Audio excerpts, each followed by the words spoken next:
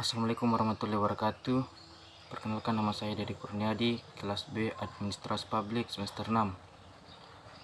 Pengertian perlindungan hukum bagi rakyat, perlindungan hukum di bidang perdataan, perlindungan hukum dalam bidang publik. 1. Perlindungan hukum artinya dengan segala upaya pemerintah untuk menjamin adanya kepastian hukum untuk memberi perlindungan kepada warga negara agar haknya sebagai seorang warga negara tidak dilanggar, dan bagi yang melanggar akan dapat dikenakan sanksi sesuai peraturan yang ada. 2. Perlindungan hukum dalam bidang perdata.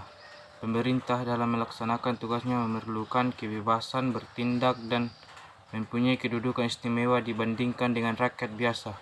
Oleh karena itu, persoalan menggugat pemerintah di muka hakim tidaklah dapat dipersamakan dengan menggugat rakyat biasa. Kedudukan pemerintah atau administrasi negara dalam hal ini tidak berbeda dengan seseorang atau badan hukum perdata, yaitu sejajar sehingga pemerintah dan dapat menjadi tergugat maupun penggugat.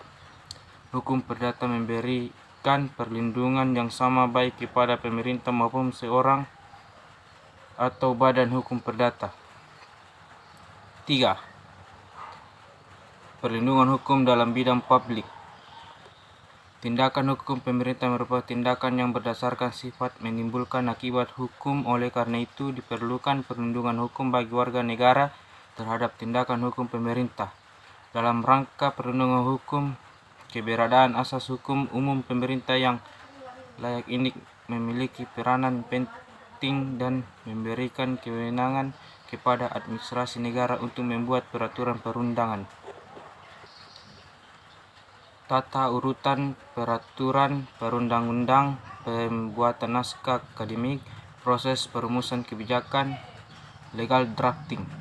1.